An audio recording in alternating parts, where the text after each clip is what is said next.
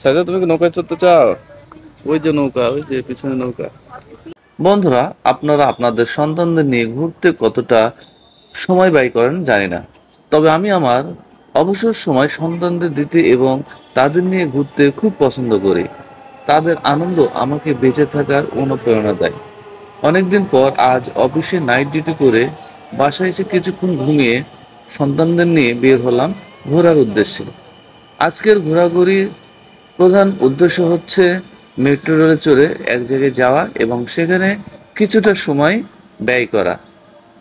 বন্ধুরা, আপনারা আমার সাথেই থাকুন, আমার ব্লগটি উপভোগ করতে থাকুন। আশা করি আপনাদের ভালো লাগবে।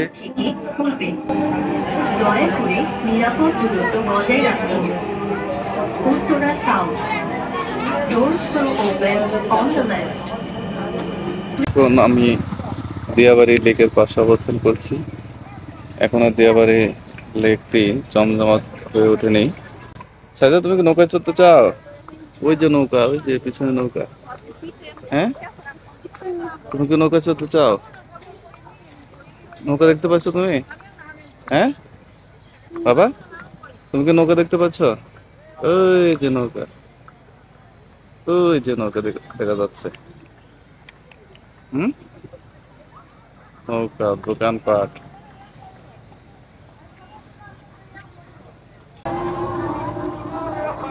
সাইফা, তুমি কোথায় এসেছো? এখানে কোথায়? হ্যাঁ, কোথায়? দিয়ে বেড়ে আসছো না? হ্যাঁ হ্যাঁ, সত্যি। নাগরদন্য পরে, এখন দেখো না, এখন লোকজন নাই। সাইজা, কই তুমি? সাইজা, কোথায় বাবা? হুম, হ্যাঁ হ্যাঁ, নৌকা দুধ পরে। সাইজা, তুমি কি খাচ্ছ? কি খাচ্ছ? হ্যাঁ, কি বাবা, পিছলে পড়ে যাবে, ওখানে যাবে না। সাইফা, এসো, তোমার নানু বাড়ির পাশে এরকম একটা নৌকা কিনে নিয়ে যে রাখলে হয় না? তোমার নানু বাড়ির নিচে তো অনেক পানি থাকে, তাই না? আমরা যখন নানু বাড়ি যাবো তখন এরকম একটা নৌকা থাকলে নৌকা চেয়ে ঘুরতে পারতাম। হুম, তাহলে তোমার নানুকে, হ্যাঁ তোমার নানুকে একটা নৌকা কিনতে বলো।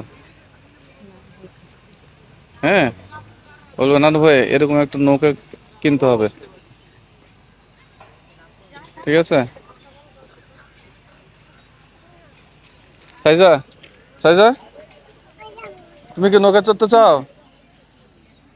সাইজা, হুম, কোথায়? না, নৌকায় চড়ে এখন ঘোরা যাবে না।